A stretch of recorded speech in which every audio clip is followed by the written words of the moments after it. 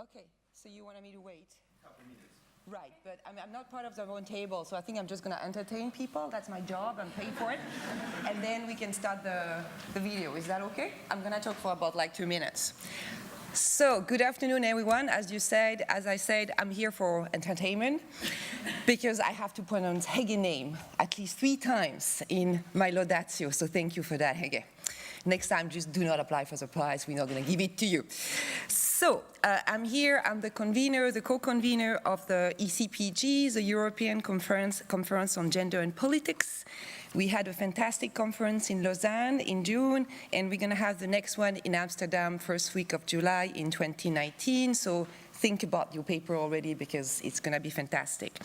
What I'm going to do here is because I have to chase Hege everywhere around the world to actually finally catch her, and I do have her here, is I'm here to deliver the prize, which is one of the 2 most important prizes that we have at ECPG, which is the ECPG Gender and Politics Career Achievement Award. And this prize honors an outstanding career of intellectual accomplishment, mentoring, and services to the profession in the field of gender and politics in Europe.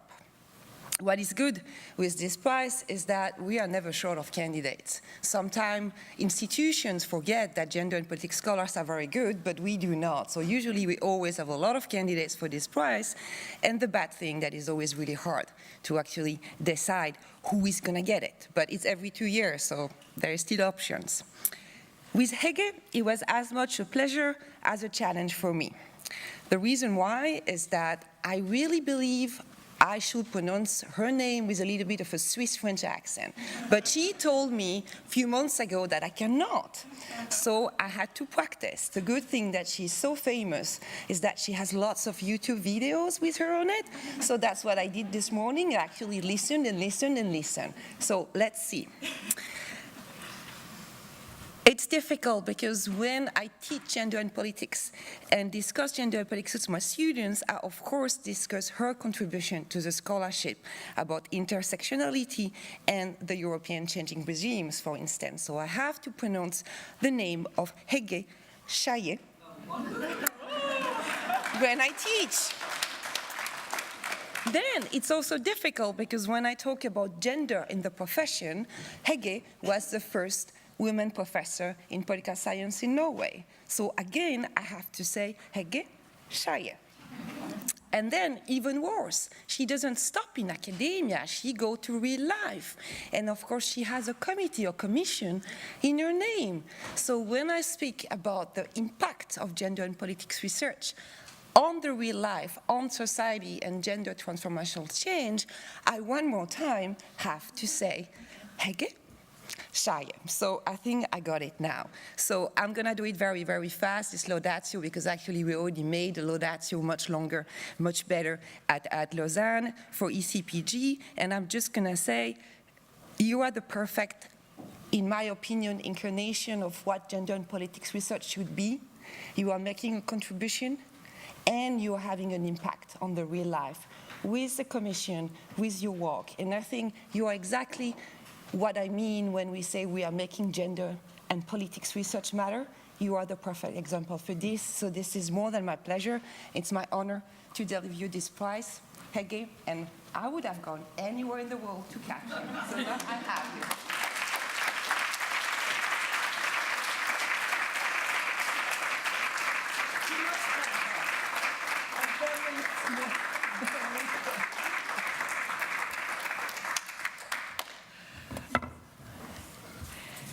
So this is wonderful, and I think that nobody pronounces my name as perfect as Isabel does.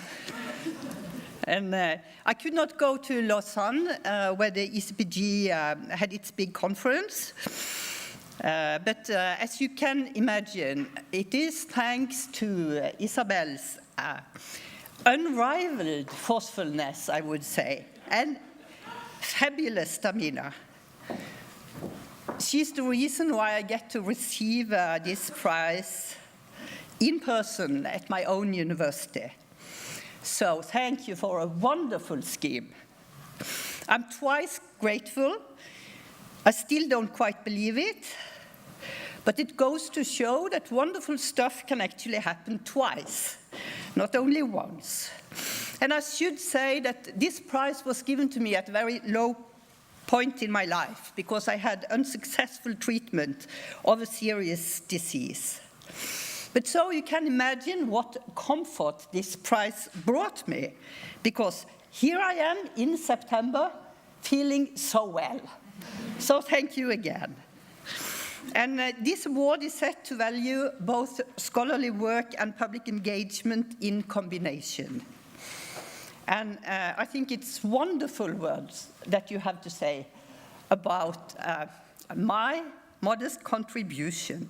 But we should never, and this is the only thing I'd like to stress, that we should never make light of exactly this combination. It is an ongoing and never-ending obligation, I think, to combine the scholarly work with the public engagement.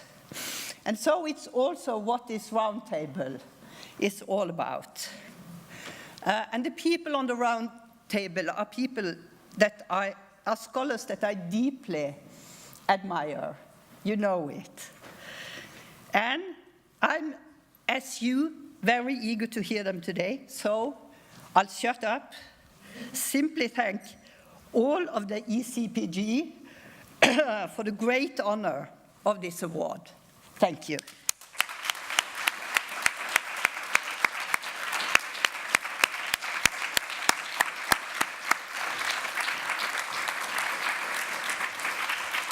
I think the floor. Congratulations to Hege, also from Mari and myself. I am Johanna Kantola. I come from the University of Tampere, and I'll be chairing this roundtable together with Mari Teigen. And I'll do a very brief two-sentence introduction to the roundtable, and then Mari will introduce the panelists or the roundtable people, and then we give it to them because we want to hear them. The first thing to say is that me and Hege started putting this roundtable together maybe 1.5 years ago, a long time ago, and we had a really great time planning it. And we hope, me and Mari joined me after Hege fell ill and couldn't do it, and we hope to carry on the spirit and the drive with which Hege was putting this roundtable together. And we are looking at equality in recession. So what's going on with gender equality and diversity in today's world, in Europe and beyond? Can we talk about equality in recession? Do we see gender equality policy going backwards?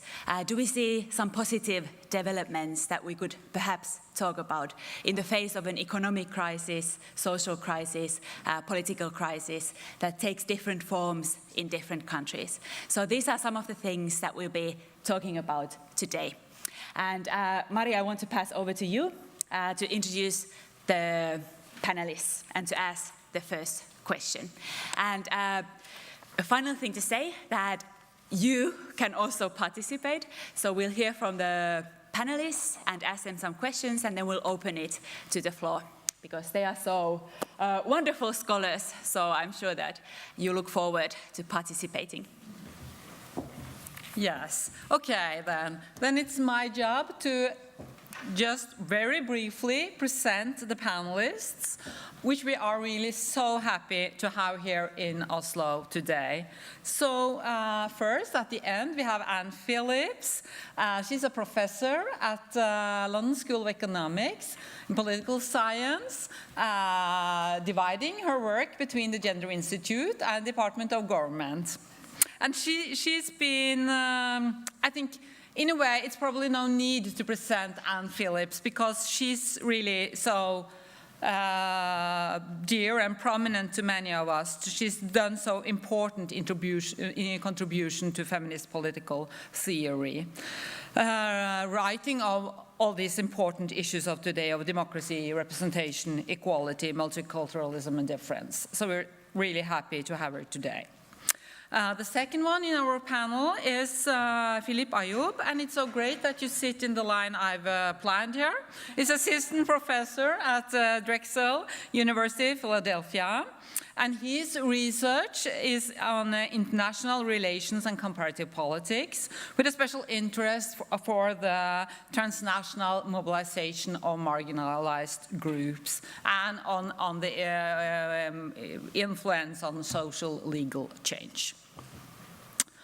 And then we have Mieke Verloo from Radboud University, and she's a professor of comparative politics and inequality issues. She's also at the Department of Political Science, and she's done really important work on development and design of gender equality policies in Europe. And Mieke has made great contribution to how we analyze these gender equality policies.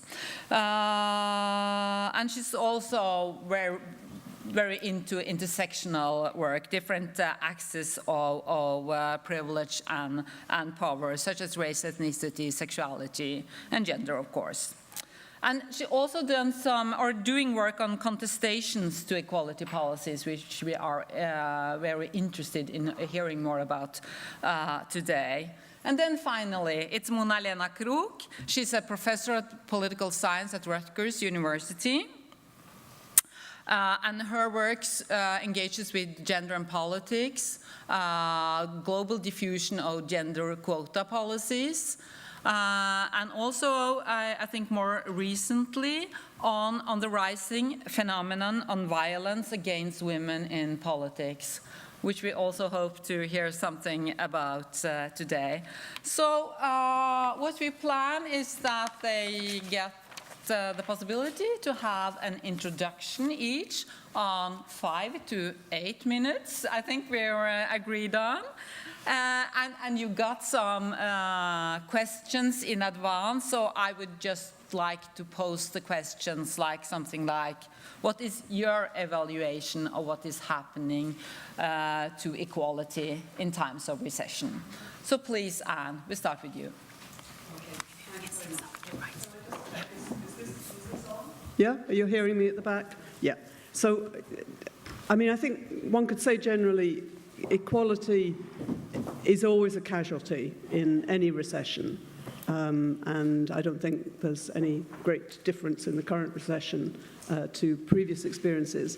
But it's also often the case that in a sense, the recognition of the inequalities and the kind of the anger that is generated by that produces a kind of a stronger demand for addressing inequalities. And I think on a general level, one can also see considerable evidence of that at the moment. But I think if you look specifically at gender equality, the picture's slightly different. I mean, I think in terms of the,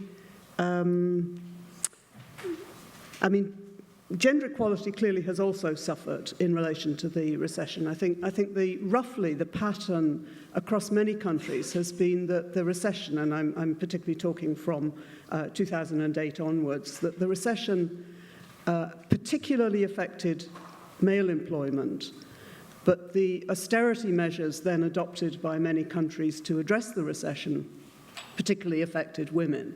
Women certainly across Europe, women make up a very large proportion of the public sector workforce. In my own country, the UK, about 65%. They're typically among the worst paid workers as they carry continuing responsibility for care work, tend to be more dependent on the provision of public services, also more dependent on welfare payments, social security payments. And of course, since austerity measures basically tend to reduce the size of the public sector, cut public sector workforce, freeze public sector wages, all of the ways in which austerity measures work out tend to have a disproportionate effect on women. I think there's a pattern that's quite similar across a number of countries in Europe, but certainly in the UK, the research done by the House of Commons Library and the UK Women's Budget Group showed that 78.9% of the cost of welfare cuts fell on women, with a very high proportion of those on women who were lone parents. So despite the fact that there's supposed to be some official commitment to the idea of some kind of gender equality audit of policies, and though this has been very well documented, things have carried on in that way. So the recession and associated austerity measures hasn't been especially helpful as regards gender equality. But the thing that I particularly want to talk about is what's happened in terms of ideas of gender equality. And it seems to me that there are two rather contrasting developments here. If I were giving this talk 2-3 years ago, probably the thing I would most highlight is the kind of the way ideals of gender equality have been claimed as part of the kind of the core vision or principles of European liberal democracies, and then used very much against immigrants, Muslims, refugees, who are then represented as not abiding by these core principles of liberal democracy. So I would have kind of drawn attention to the very opportunistic way, I think, in which many politicians or anti-immigration activists have employed a seeming commitment to gender equality to attack religious forms of dress, or to suggest that women are particularly at risk of violence by men from different cultures. That's been something that's been discussed quite a lot by feminists over recent years, and that certainly continues. That's one aspect of what's going on with ideas of gender equality. But I think it now coexists with something on the other side, because I think what we also see is a kind of dismissal of ideas of gender equality as a kind of preoccupation of a metropolitan, cosmopolitan, distant, rarefied elite. The recession, in other words, seems to me to have strengthened a perception of feminism as a kind of elitism. And I'm thinking here about much of the support for the Trump presidency. I think much of the support for the Leave campaign in the referendum in the UK, and much of the support for far-right groups across parts of Europe. Economic insecurity breeds a kind of populism whose main target is often immigrants, scapegoated as the source of those insecurities. But I think there's almost always an associated attack on an established elite which is viewed as having lost touch with people's most pressing needs. Now, for myself, I actually share a lot of that perception. I do think that our political elites have very largely lost touch with, failed to address the insecurities and the inequalities that characterize our societies.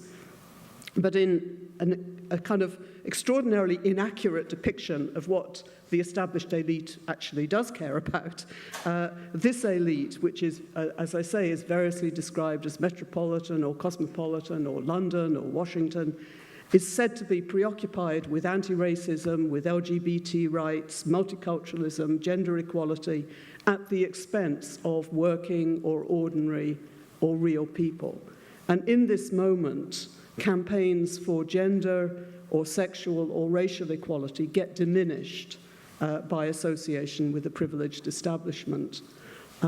This is a kind of new moment, right? So there are two sorts of ways in which the idea of gender equality is being, distorted and kind of claimed for very different kinds of agendas.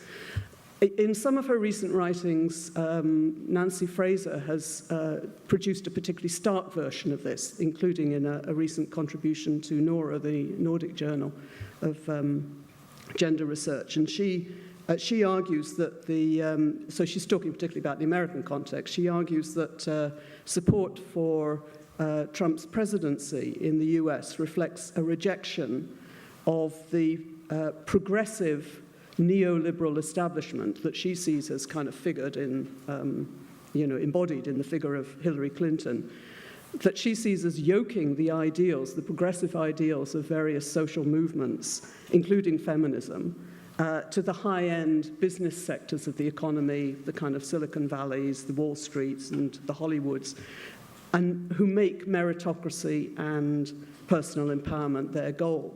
Now, I don't actually agree with much of her analysis. I think, for a start, the revelations about sexism in Silicon Valley rather cast doubt on the idea that there is this alliance between progressive ideals of social movements and the kind of high-end technological areas of the global economy.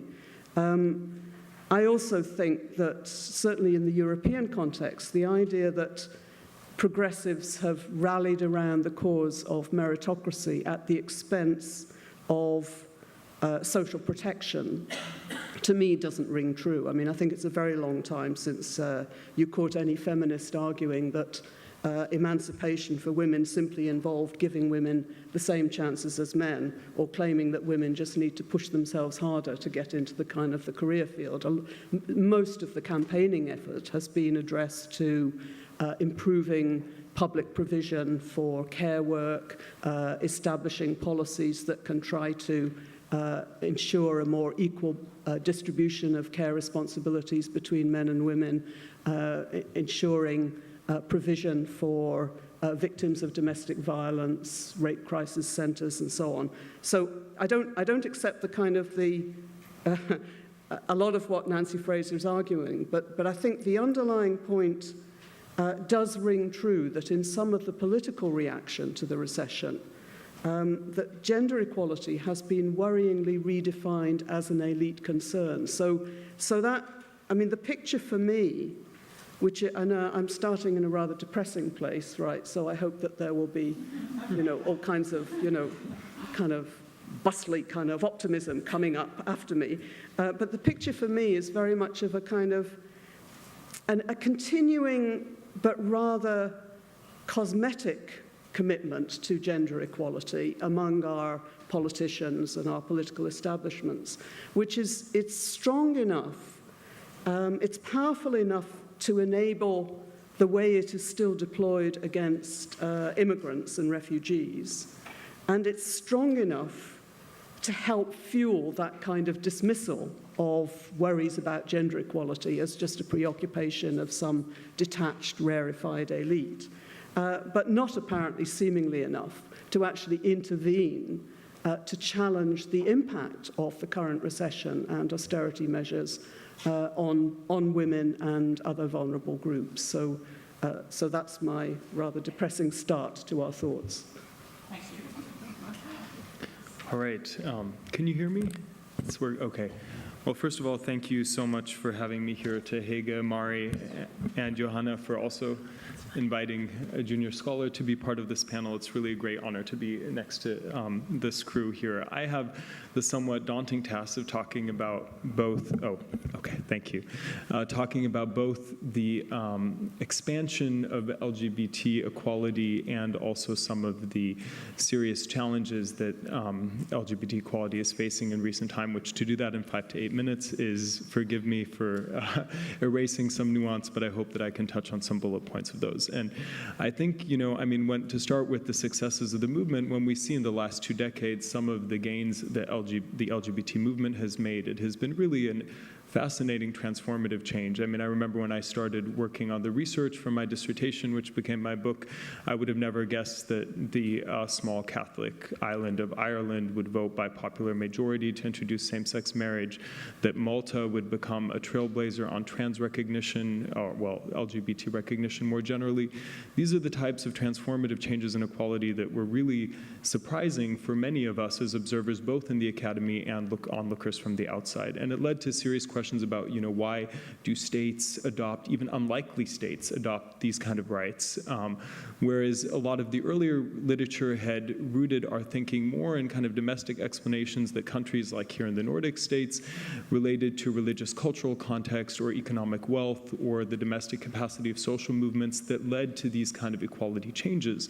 But then in the last 2 decades, the new adopter states, as some people call them, looked very different than these kind of first mover states. And I think think this is in part where my research, along with many scholars of gender and LGBT politics, have contributed to think transnationally about these gains and think about how states are interconnected, that this is a domestic story interacting with international changes, where certain organizations, international organizations like the European Union, championing certain norms has an impact on the way states position themselves vis-a-vis LGBT equality. And then, of course, a transnational movement, which if we look quantitatively or qualitatively, is very important in diffusing these kind of norms, in part because LGBT rights are very contentious and they need to be interpreted for distinct audiences. So LGBT activists who are, who are local activists and understand the context, but also embedded in these transnational INGOs surrounding LGBT rights,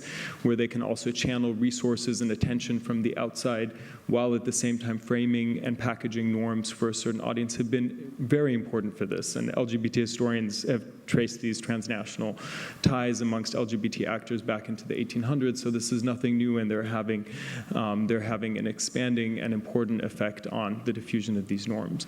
So while this all sounds good, I want to also shift gears now a little bit to talk about some of the challenges that we see related to this expansion as well, especially in times of recession. But the serious issue remains that as these issues become more visible, they also provoke resistance in many different ways. The first way that I want to talk about is the kind of disparities that exist between LGBT people still in terms of who has access to these rights and who are these rights for. And I think there, however you cut it, you see huge differences in terms of, white gay men enjoying these rights versus, on the other extreme, trans men and women of color. And if you think of, in an intersectional way, you think of LGBT emancipation intersected, though when you intersect these identities with gender, class, race, cisgender identities, you have very different disparities in terms of what we have won in terms of equality and who actually gets to enjoy that equality.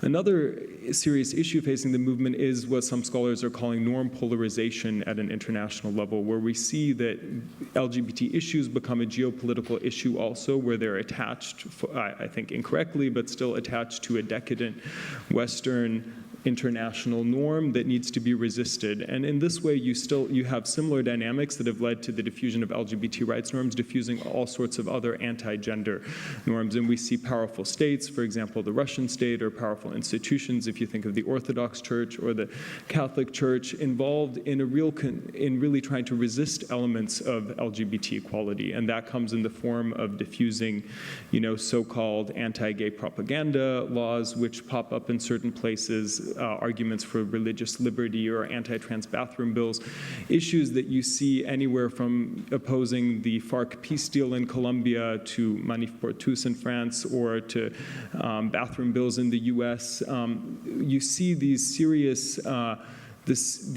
polarization at the global level, and also the limits of what international norm we have as LGBT rights, which is still a very contested norm and very much facing a challenge from another kind of traditional values or traditional moral dichotomy that exists there.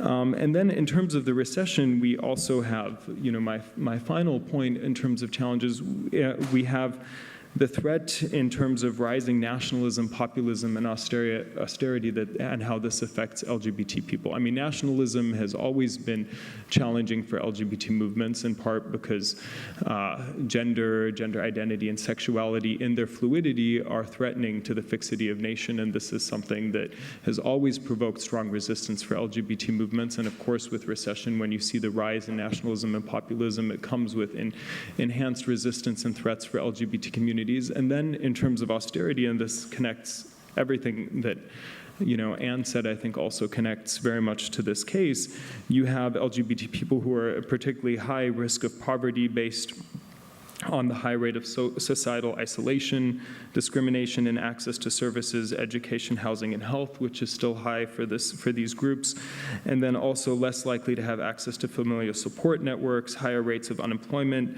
and also limited recognition of same-sex unions in many countries and the benefits and stability that come in terms of that. So there's a whole bundle of serious challenges and struggles that are left for the movement to address. I don't want to talk about some of the ways that this threat also can be an opportunity, which social movement scholars talk about a lot. And I think in talking to how activists are approaching it now, they are doing innovative things and they're thinking about ways how to deal with threat as an opportunity, but that's something I think I've used enough time, so we'll talk about that later. Thank you.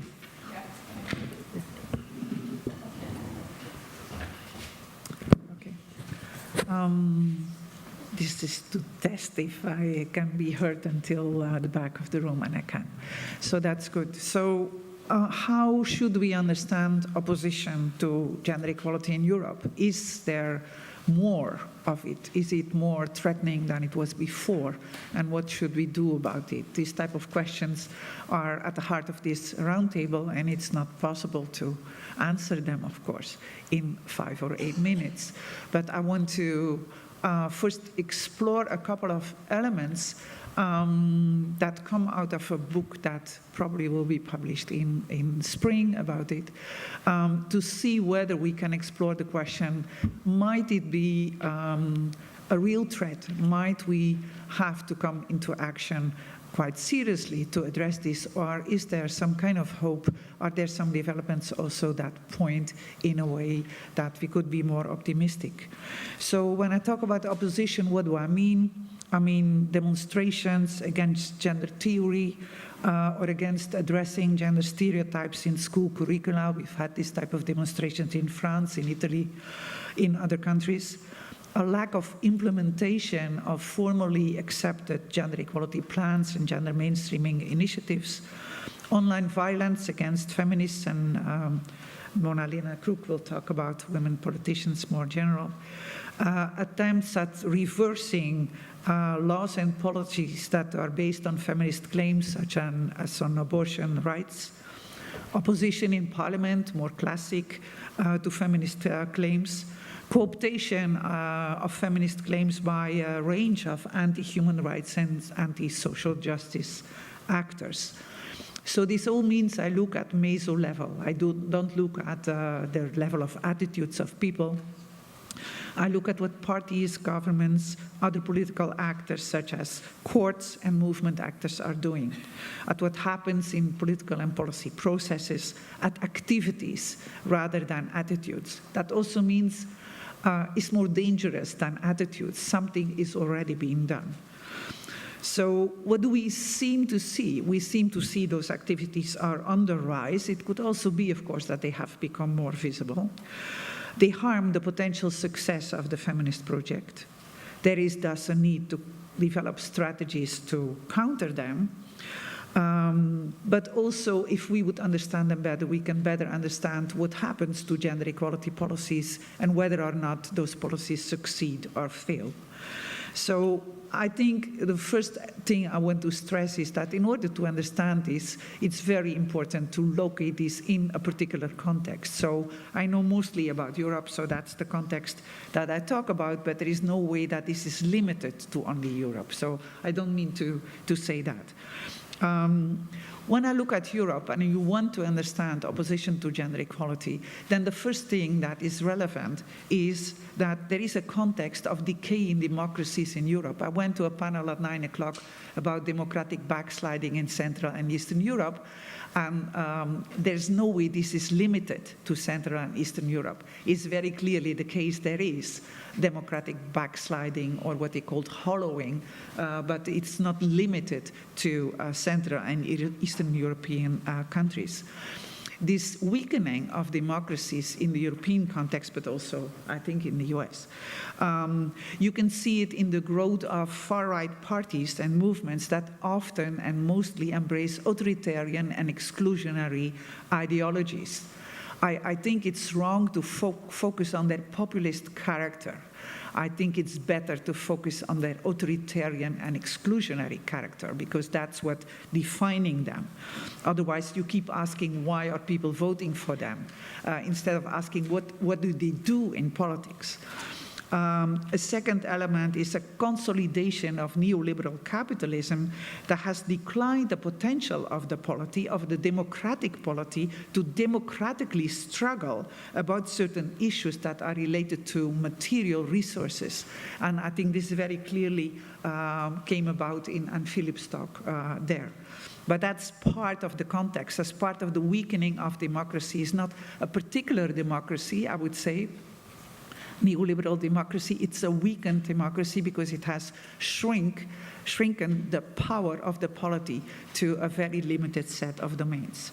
And lastly, there is a strengthened role of organized religion across Europe, often in coalition with these far-right parties. And this is not just, this is more the Catholic Church and the Orthodox churches than Islamic communities or organized parts. So there is a weakened democracy. This is an important element. And this also means that these oppositional activities against gender need to be understood in relation to oppositional activities against other social justice movements. While gender never comes alone altogether, it's surely the case that opposition to gender equality never comes alone. It's very, very strongly intersectionally embedded in those movements that engage in these activities.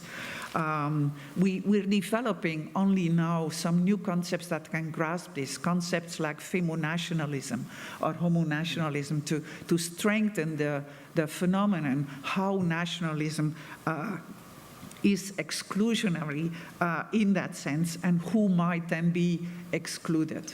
I think also that neoliberal feminism similarly, because of the second part, can be seen as a claim to restrict the relevance and validity of feminism to already privileged women. And as those in the field might know, neoliberal feminism is not a large strand of feminism, but thanks to Sheryl Sandberg and others, it's a very visible one. So we are vulnerable to cooptation and to claims that this is the only feminism that actually exists.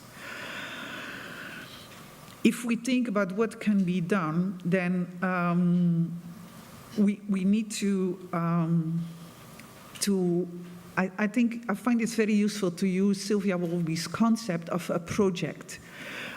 She defines a project in social complexity theory, and I highly recommend reading her books, as a project to change society, not from the formal politics, but a project originating in society. So it's a broader concept than the concept of a movement. And she sees feminism as such a movement. The question then is there already an oppositional project?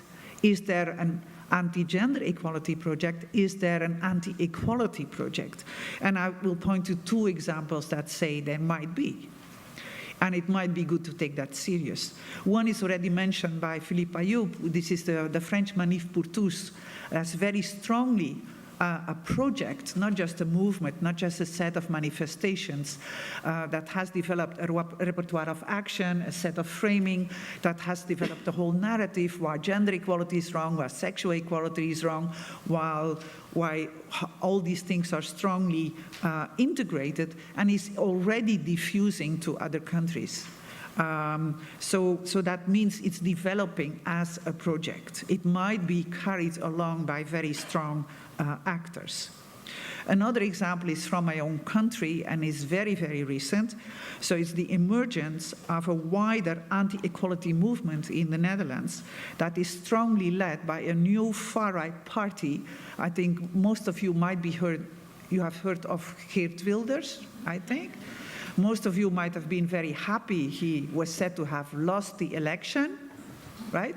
But in that same election, we voted for a far-right party led by Thierry Baudet called Forum for Democracy.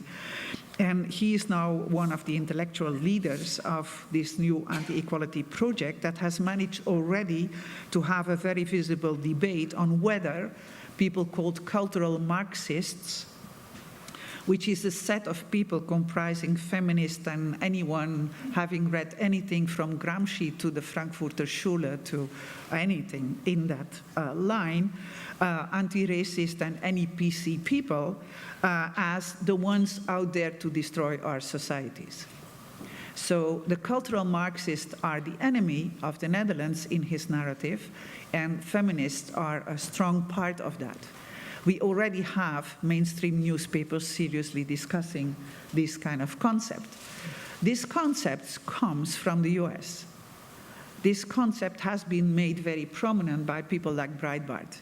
The use of the concept in the Netherlands shows the diffusion of broad narratives against equality that make it possible to turn political opponents into enemies. And we don't need Carl Schmitt to tell us what happens in that case. But this type of diffusion shows also that this is not separate activities. Actually, there is a project in the making. So what then should we do? Can we do something?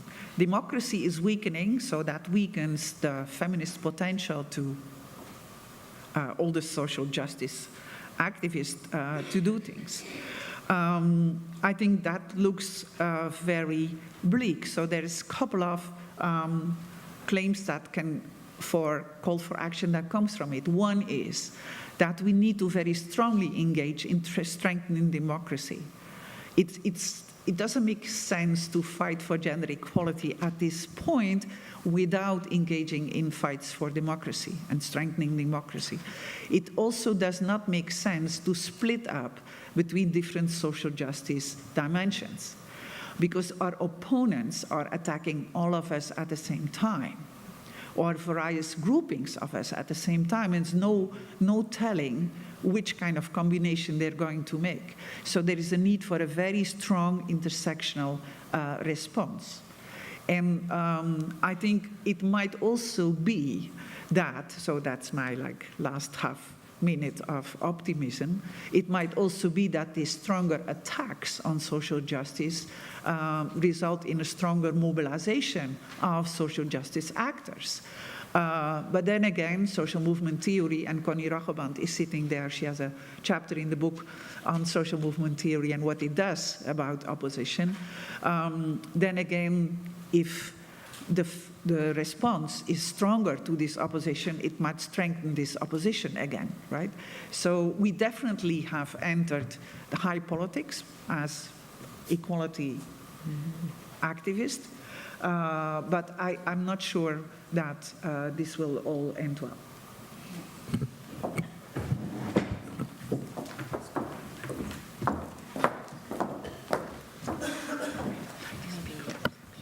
Sure. Just do that. Okay, thank you so much. I just wanted to start by congratulating Hege again on her Lifetime Achievement Award. I was actually just telling her before the session that her work was the first thing I ever read on gender quotas, which have been, subsequently become the main focus of my academic career. So I'm also very personally grateful for your contributions to political science. So my intervention is going to focus on political representatives and some of the backlash that we're seeing around the world. And I'm really primarily going to focus on violence against women in politics. But I also want to talk about this through the lens of intersectionality. Lovely. I thought some images might help drive home some of the points that I want to make with reference to this topic. So I think a good place to start, and I think this is sort of what Philip was trying to do as well, is the great achievements we've seen in recent years in terms of women's political representation. So the Interparliamentary Union every year produces a report that reviews the progress and setbacks we've made in terms of the share of women elected to national parliaments. And this chart shows the changes we've seen since 1995. And they're really quite dramatic. More than twice as many women sit in parliament today than they did in 1995. And we see this as a trend that appears across all world regions. It's really quite a dramatic change. And I think that this kind of data could lead us to believe that we've really seen major changes in gender equality in the political sphere. However, In October this year, the IPU also put out an issues brief on the problem of sexism, harassment, and violence against women parliamentarians, based on interviews that they did with female members of parliament from all regions of the world, from governing and opposition parties, left-wing, right-wing, old, young, ethnic minority, ethnic majority, et cetera. And the data here, I think, really speaks, problematizes this idea that we've just seen progress and we're moving sort of seamlessly towards greater gender equality in politics. And I think one of the most troubling findings is that over 80% of the respondents to the survey, to the interviews, report that they've personally experienced some form of psychological violence in the course of their work as parliamentarians, right? Not just as sort of women on the street. And more than 25% have personally experienced some form of physical violence, and more than 20% some form of sexual violence. So this really shows that this is evidence of resistance, to use a very sort of euphemistic term for this. Really active backlash, I think, is another way we could think about it, right? Women aren't entering into political institutions and gaining broad acceptance, but there is resistance from their colleagues in parliament, their own colleagues in their own political parties, as well as the general public. And so this is a trend that I've started to think a bit more about, and I think very much fits with the theme of some of the other interventions in this panel. If we just look at Europe, now I want to say that IPU data shows this as a global trend. If we just look at Europe, just to give you some examples of this, in March 2016, a group of female parliamentarians in Italy issued a call. It was an editorial in one of the major Italian papers. Enough with insults against women in politics. In May 2016, this manifesto was published in a French newspaper, and it was in response to a sexual harassment scandal by the Deputy Speaker of Parliament, Denis Baupin, who had turned out to not only been harassing, his colleagues in Parliament, but also women in his party for many, many years. And it finally came to light. And this manifesto, I think, very tellingly uses calls for us to end the conspiracy of silence against violence and harassment of women in politics. And it's this, to use this concept, omerta, sort of the mafia idea of, if you get into trouble, you don't tell on your colleagues, and saying that this is actually quite rife in French political culture. And then just 2 days ago, leaders of all the major political parties in Catalonia responded to some threats that a female deputy received, calling for her to be gang raped and to leave politics. The country, though, probably where this issue has become the most visible is the UK. As we know, last year in June, Jo Cox, who's a member of Parliament, just about 40 years old, was assassinated, killed on the street in front of her constituency office, her meeting, and prior to the Brexit referendum. After the referendum, there were also huge divisions within the British Labour Party, a lot of infighting between people who were trying to challenge the party leadership of Jeremy Corbyn. The first person to do that was Angela Eagle, who's the first lesbian, open lesbian in the British Parliament. And she received lots of threats as a woman, but also as a lesbian. And one of the things that happened was there was a brick thrown through the window in her office. So this is just an image from Twitter.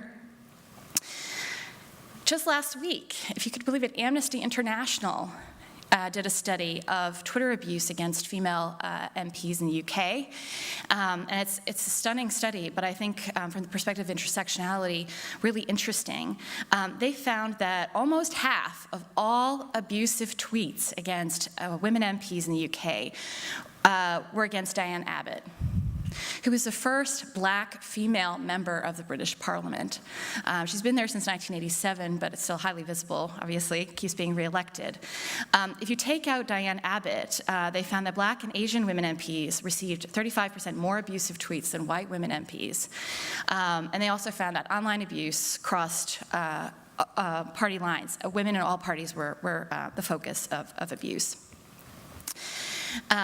All of these events have led Prime Minister Theresa May to call on the Committee on Standards in Public Life to create a report and make recommendations on how to tackle intimidation experienced by parliamentary candidates and representatives. Not really taking a gender perspective on the issue, but I think that will definitely come to light given the data that we're seeing across all these different sort of in real life and online types of formats. Okay, so the question is, how do we interpret what this is, right? So I think there are really three perspectives, at least we could think about this phenomenon. So one is just to say, politics is violent, right? There's a lot of hostility towards politicians, right? So maybe this is just, as women are entering these political spheres, they're just experiencing the kind of abuse that men have been experiencing for many, many years.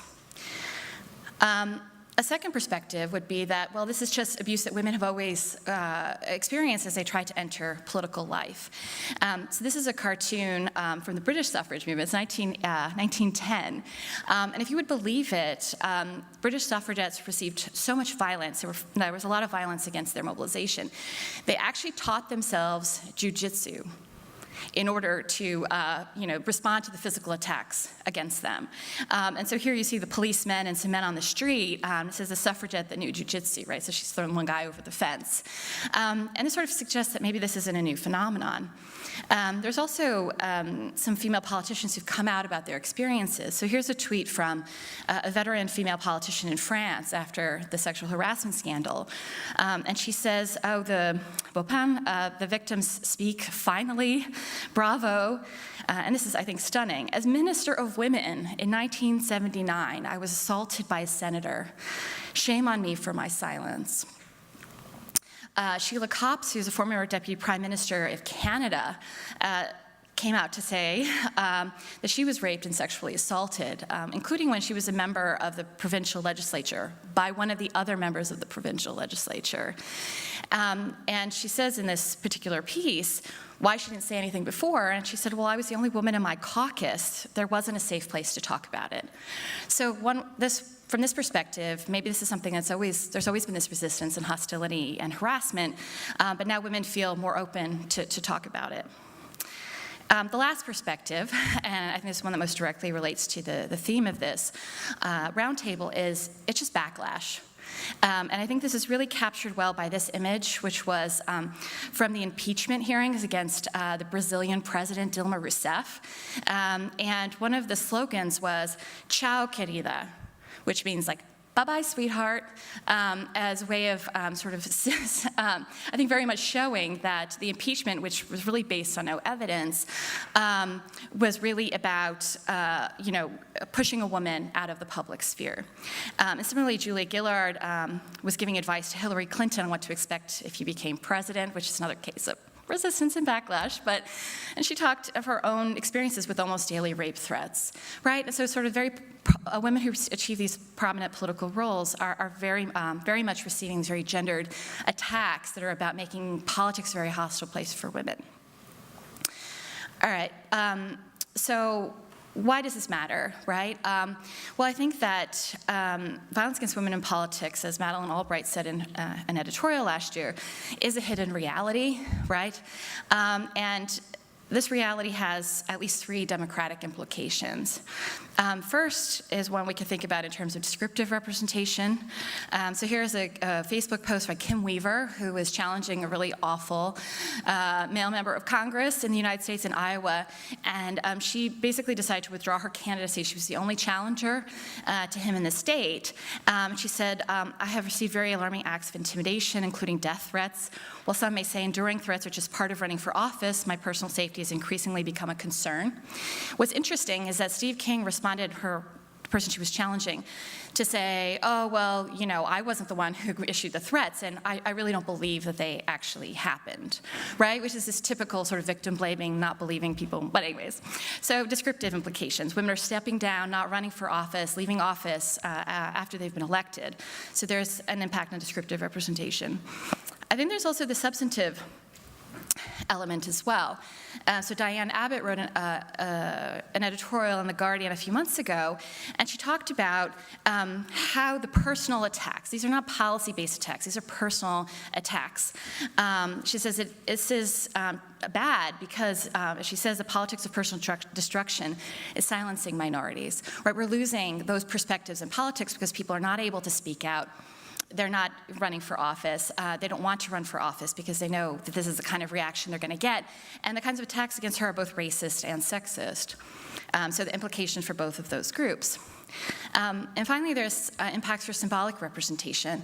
There's growing evidence around the world that these kinds of acts of violence and harassment, intimidation, are really leading a lot of young women to say they don't want to run for political office. Why would you do that to yourself, right? Especially knowing, the social media attacks.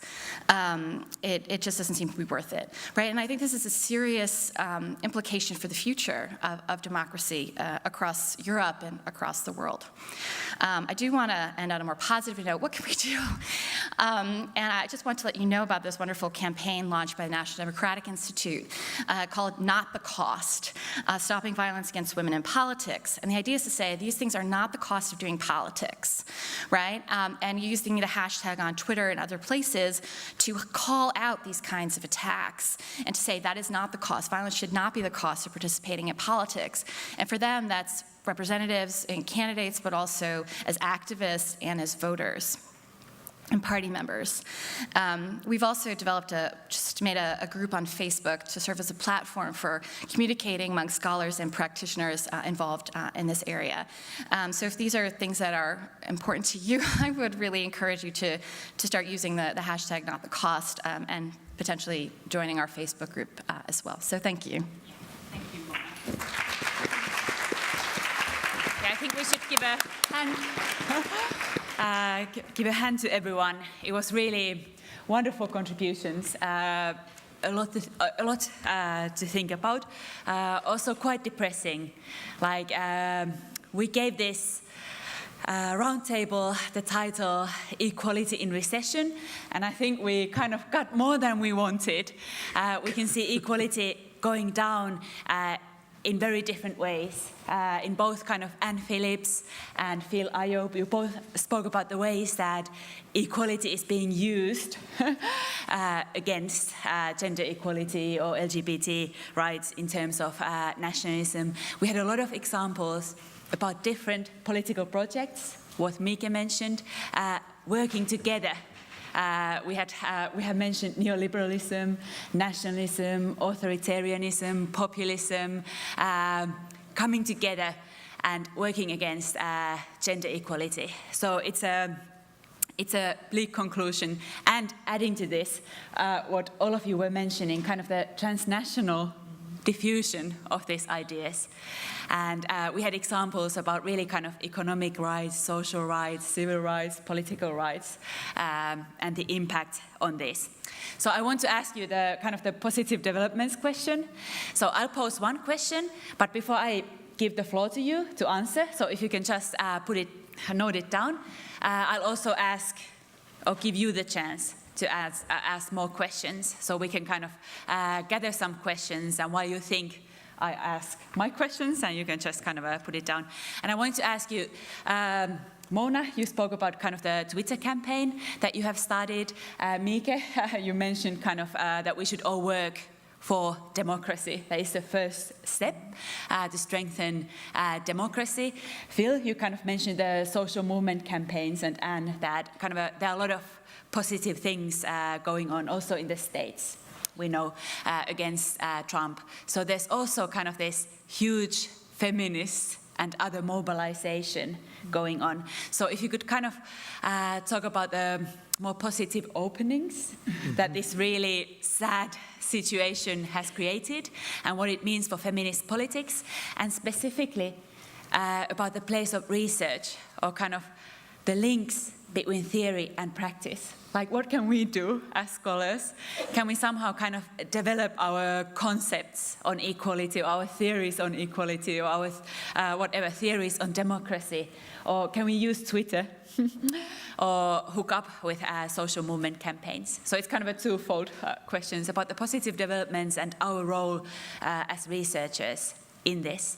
So I leave the question hanging there, but I also want to ask you to ask questions. So if you have any, you can put your hand up and we can take them at the same time, and then we can hear back from the round table.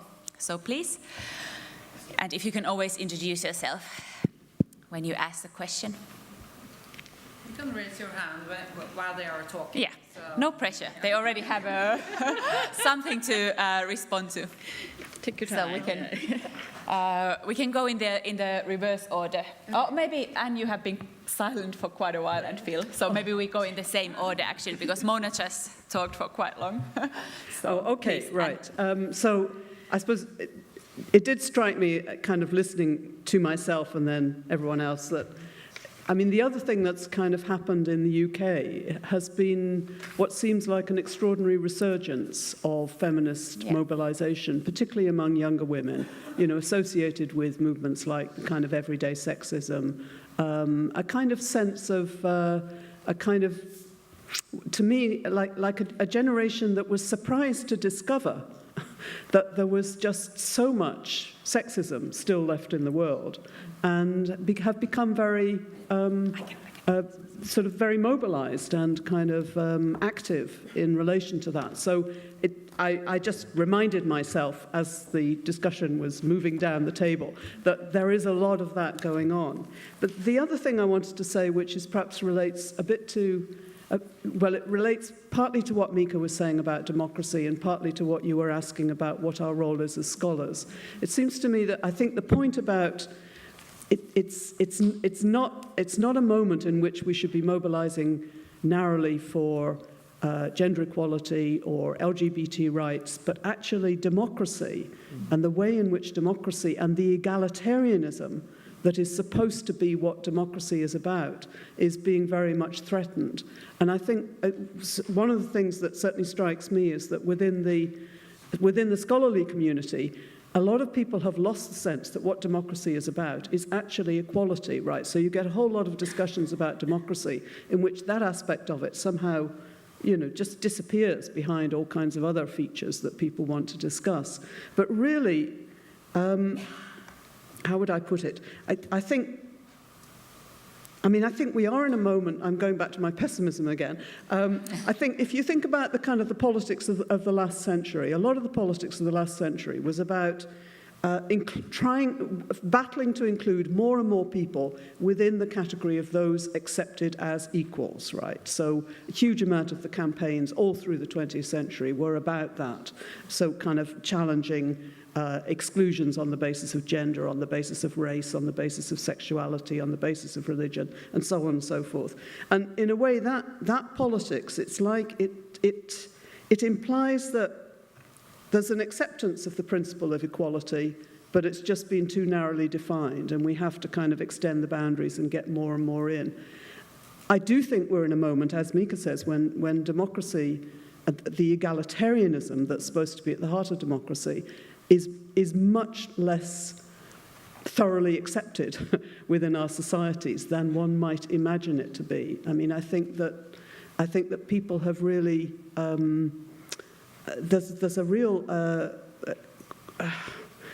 how would I describe it? I mean, I think that equality itself is at risk. So we've done all this work to get more and more people included within the boundaries, but actually the idea that we all ought to be regarded as equals. We really have to fight for that idea. We really have to fight for it, and that's partly a role. That's a role for all of us as activists, but it's also particularly a role for scholars, because I think the ways of discussing and debating democracy often have lost track of that. All right. Yeah. So.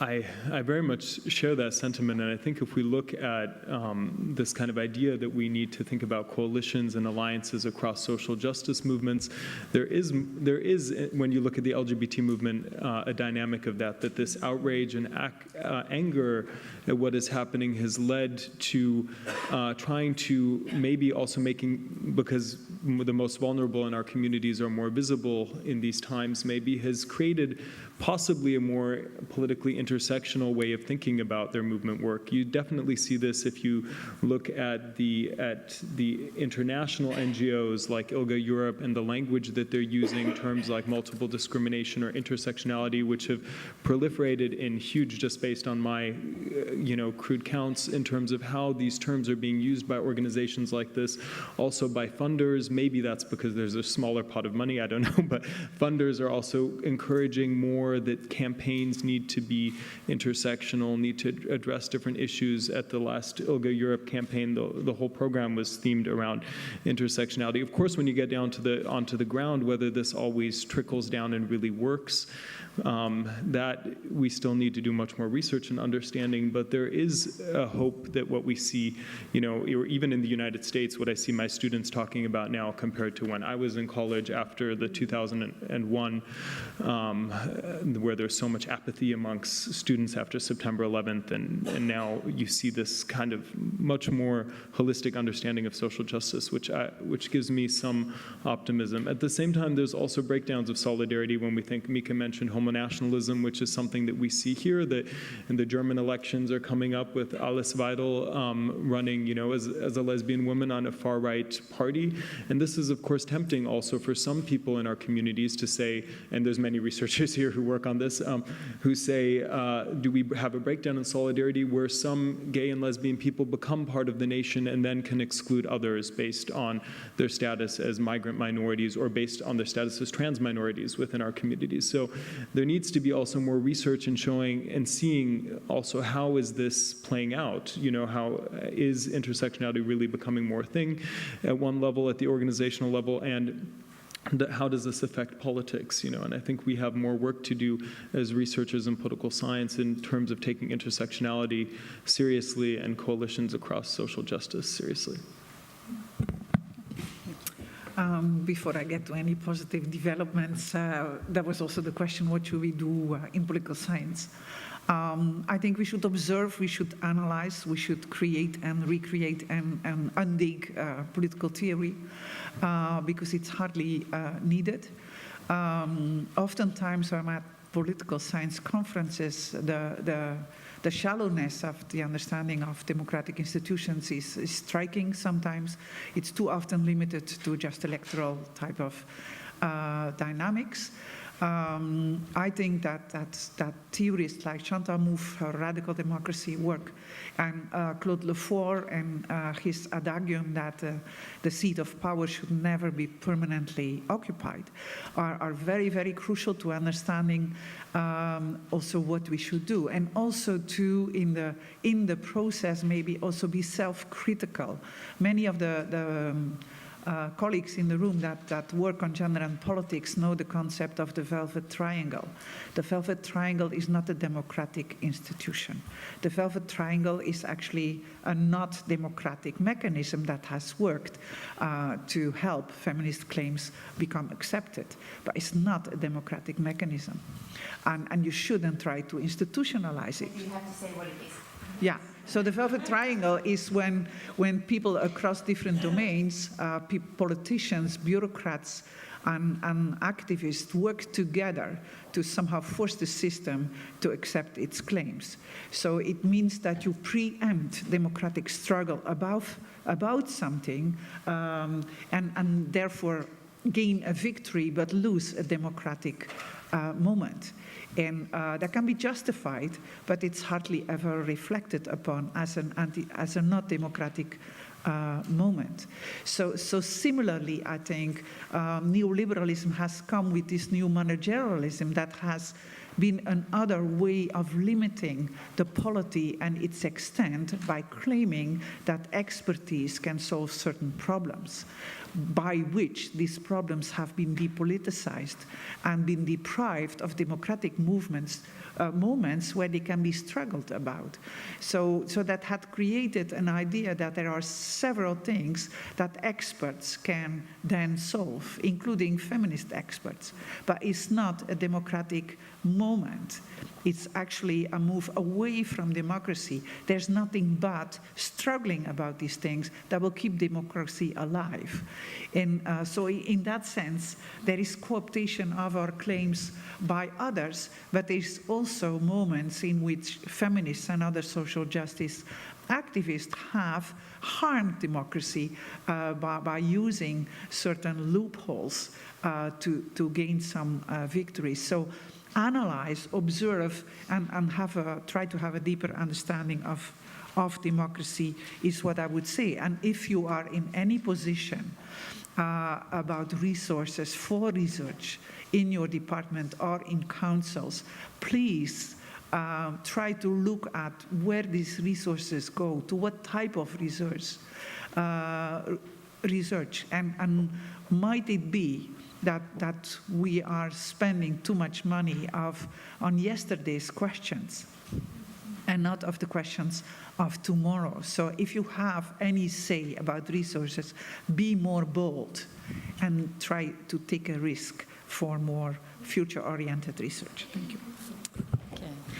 Wow, okay. It's hard to follow that call. I guess I want to respond to Johanna's question with just a quick anecdote. So a few months ago, I was giving a presentation similar to this at Brigham Young University, which is a Mormon university in Utah, very conservative student population.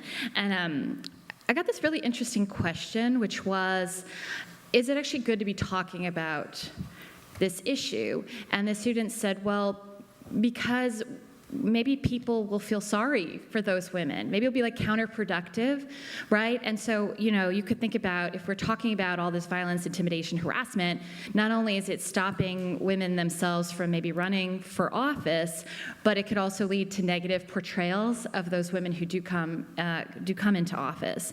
And I think, my response was that I think it's really important to be putting these negative dynamics out on the table, because I think that, as a feminist, we know that awareness raising, consciousness raising is a quintessential feminist tool, right? It's a tool of knowledge, self-knowledge, but also group knowledge, right? And group strategizing to change the status quo. And Betty Friedan, in her famous book, The Feminine Mystique, talks about the problem with no name, right? It's naming a phenomenon is really a crucial first step towards thinking about what it is and how do we start to think about how to combat it, because I think that in the case of female politicians, a lot of the testimonies that I've been reading, women that I've been interviewing, say that you thought women are ashamed of this kinds of abuse that they receive, especially when it's of a sexual nature. Especially, you don't want to come out and say like, yeah, I actually feel a little bit, actually very scared, right, from all these, this kind of abuse I'm getting on Twitter. I'm not, women are in some cases actually stepping off those platforms. In Tanzania, for example, women were getting off of Facebook, Twitter, and actually not answering their parliamentary emails, which was very difficult for me because I was trying to interview them about these kinds of things. And they're sort of choosing to opt out, right? And I think these have huge democratic implications, not just for those women, but for all of us.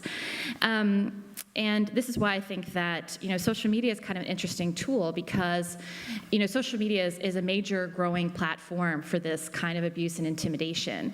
Not just one-on-one between attackers and targets, but for example, the British MP Jess Phillips talks about how overnight, after she says something feminist in Parliament, she gets like 600 rape and death threats overnight, and they're coming from these mobilized groups of men's rights activists who are out there just waiting, right, to pounce and to intimidate the next feminist writer, feminist journalist, feminist politician. So this, I think, is absolutely crucial to put out there. And maybe that gets to the second issue about networking more generally, in terms of social media being a tool of abuse, but can also be the tool of empowerment, right, through sort of connecting and networking. And I think it's actually quite interesting that in terms of networking, that international organizations have increasingly started to take up this issue on their own, but also working together. So UN Women has been developing a handbook on violence against women in elections. The IPU is doing their report on violence against women parliamentarians. National Democratic Institute is working. They just yesterday launched a strategy to help political parties deal with this violence within their ranks. And their hashtag is No Party to Violence, which I think is quite cool. Their work with female voters, right, intimidation to stop women from coming out to vote, and votes without violence, right? So they're working together, but also trying to tackle the international organizations, the political parties. In the case of France, you have journalists joining women from social movements, from political parties together. And I really think that the networking is the sort of offline and online networking is really important, is really helping to fuel this global debate. Okay. Thank you. I mean, before we keep on, we would like, once again to invite you to come. So Birgit there and Anja, please, and present yourself. Yeah. I think you will get the microphone. Maybe I can try it like this.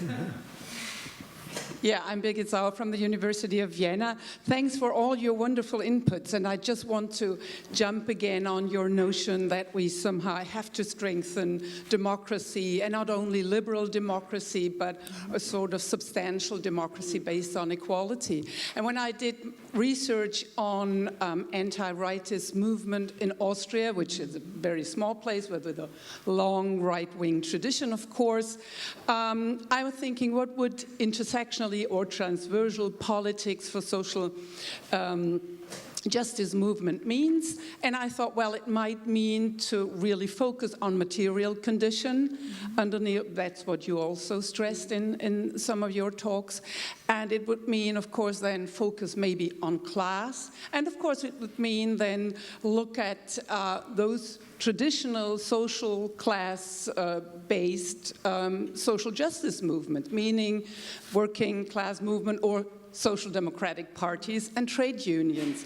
And I just wanted to ask you if you have experiences in your countries, if that would work, because in Austria then I just tried to do one thing with a sort of public event with a special trade union branch, and it took me 2 or 3 talks before the public event could take place, because they are so afraid of joining researchers, and they are even more afraid of joining social justice movement. They do not want to talk about race or racism, for instance. This is an ugly word for them. And sometimes they do not want to talk about equality. For instance, the Social Democratic Party, they talk about maybe justice or something like that. So I just want to ask what you think about this idea, and maybe about your experiences in that case.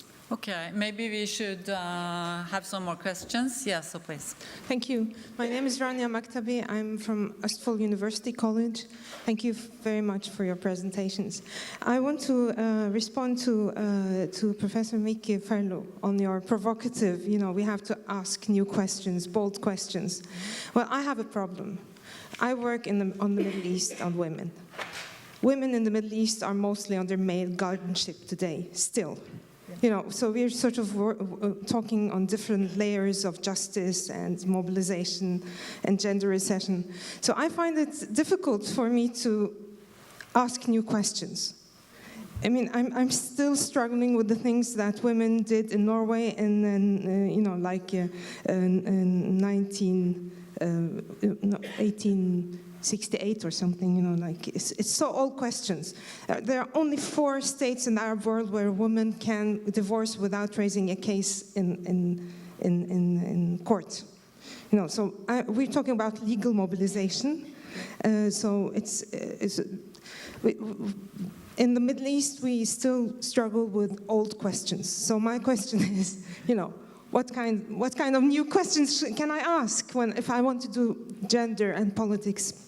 And all these authoritarian states are pushing women out of parliament. So, you have to do legal mobilization. You have to do the work which Philippe Ayoub is doing. I think this is the way for women in the Middle East. Yeah, that's a good question. And then we'll finally have one question there, and then you get the chance to answer. And if there's anyone else who wants to say something, please raise your hand. Now I have two. Hi, my name is Saskia Bonjour. I work at the University of Amsterdam. My question is triggered by what Anne Phillips was saying about feminism being represented as an elite project, and by what Mieke Verloo was saying about losing a democratic moment.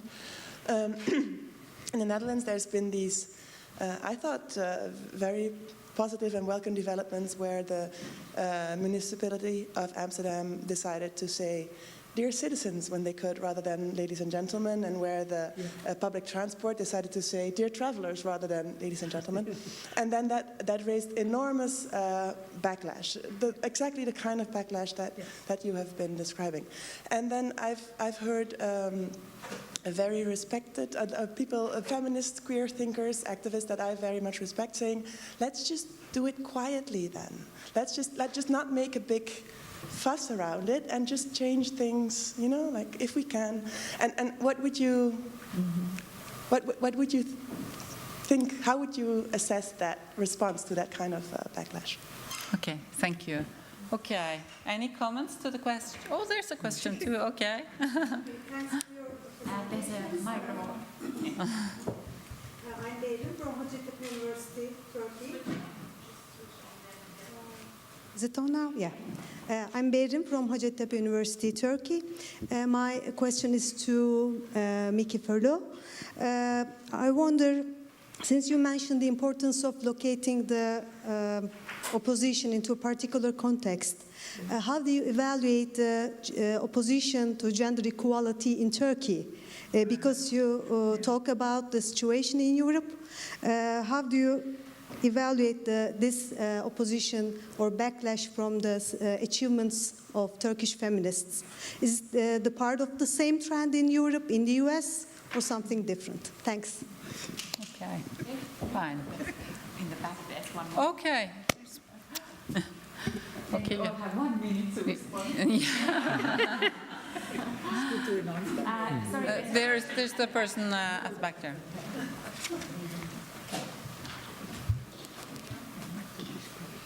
Hi, my name is Rory Munshine. I'm a student at the London School of Economics. I have a question for any panelist that wants to answer it. So we were talking about how women face these challenges, and obviously there's a lot of intersectionality between these issues. So it reminded me of a conversation that they had at the UN Youth Day about quotas. So I wanted to know how you felt about that idea of implementing a quota, and if you feel like the detriments would outweigh the benefits. Okay. Okay, then I think it's time for the panel to get 1 minute to answer the questions. Yeah. Okay, so can I just say something about Birgit Sauer's questions about the importance, but also the possibilities of really developing strong alliances across trade unions, social democratic parties, social justice movements that have been traditionally more focused on gender or sexuality or race or ethnicity. I mean, I think actually there are a lot of kind of very encouraging developments in this respect in the UK.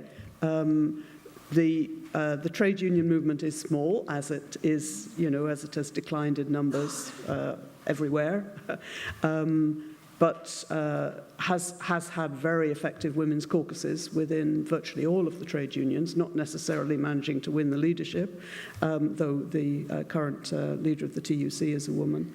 The Labour Party at the moment is a kind of slightly strange beast in which there's a huge amount of energy and activism, huge explosion in membership, in a way that is linking these various aspects together. But then you also have kind of Mona's kind of example of the way in which you get harassment of of women parliamentarians because they're seen as on the wrong side of the divide about do they support Jeremy Corbyn or do they not. So it's got lots of potential there, but also still the possibility of people in a sense saying, I'm for class and you're for kind of, gender and LGBT rights. So there's lots of people who are moving across that, but there is still, that's a chasm that always potentially opens up, it seems. Yeah.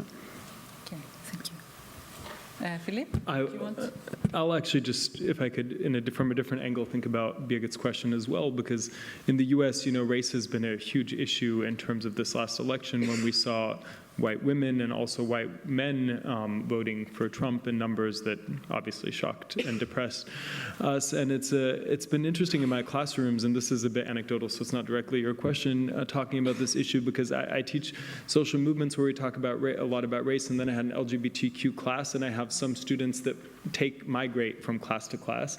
And this was an interesting post-Trump experiment in my LGBTQ class, because my trans students and my LG students were oftentimes upset with the potential straight allies that were coming to the class and didn't know how to use the terminology, and there was a lot of calling out. We were in this moment of everyone is upset with each other, and even though a lot of the straight kids that were in my class also had experienced racism and different factors that weren't being recognized very well, and I struggled a lot with how to deal with this even in a classroom of like-minded potential students that should be in solidarity together. And so one of my colleagues was advising me on this idea of calling in and how to create a kind of a teaching and learning where we shift from that. And that was interesting in the classroom in terms of building where we talk about class, we talk about race and gender in more teaching moments, recognizing that they're potential allies. And it was just something that came to mind while your question came up, but it's been a productive way to talk about solidarities in the classroom. Okay, thank you. Yeah. Okay, what kind of questions can you ask in authoritarian environments? And what do I think of Turkey? I mean, two big questions. To the first question, I think that not just equality movements need democracy, but political science too. And that's, I think the ECPR leadership could take stronger positions on that. I was very disappointed at the time in Poznan when they didn't make a strong enough statement on this, because I think there's no political science without democracy, really. I mean, it's amazing that you manage to, and you don't need to ask new questions. If you ask new questions, it might be on the transnational links that strengthen the authoritarian regime that you're part of, because that's where we come in, and that's where the rest of the discipline comes in, and that's where you might find resources to look into this. But that's the only option I see. And as to the situation in Turkey, I don't know all about it. Of course, I follow it a bit. I worked together with Mieke University in the past for a long time. I think Turkish academics are in a very difficult position. Turkish feminists are in a difficult position again, right? Because they have been in a very difficult position for a long time. So it would be good if we could learn from you, given that I think that democracy is weakening. I think you have lessons for us, rather than us telling you how to assess your situation. I think that what happens in Turkey is not standing on itself at all. There is a move to more authoritarian regimes in a more broader sense.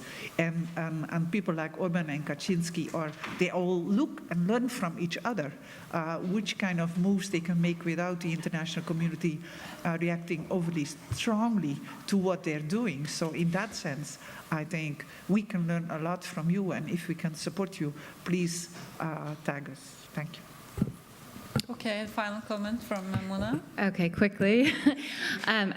Just say that I think many of us in our careers have faced some type of resistance, right? Whether from our students or from our colleagues to the kinds of research agendas that we pursue, or the kind of activist causes that we pursue. In the U.S. at the moment, there's also a lot of polarization within society and families. Like, it was a huge crisis about if we were going to go to Thanksgiving, given that like some of my family members voted for Trump, right? And people just were going like, we can't talk to people, right? So we're living in a very divided time. But I also think that, I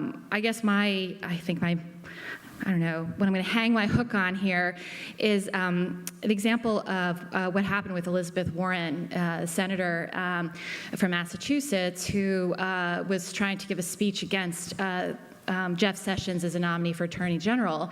She kept talking, and in fact, the Senate leadership invoked a rarely used rule to stop her from talking, and she just kept going. And in the end, he said, you know, she was warned, she was given an explanation, but nevertheless she persisted. And I find, you know, that that's a lesson to all of us, right? There's that opposition. People keep warning us to say the right things, do the right things, but I think that we need to persist nevertheless. So. Okay. Yeah. Thank you so much. Okay. So then we would very much like to thank the four panelists for their contribution and for the audience for coming here. We have a reception at 8 o'clock this evening at Institute for Social Research.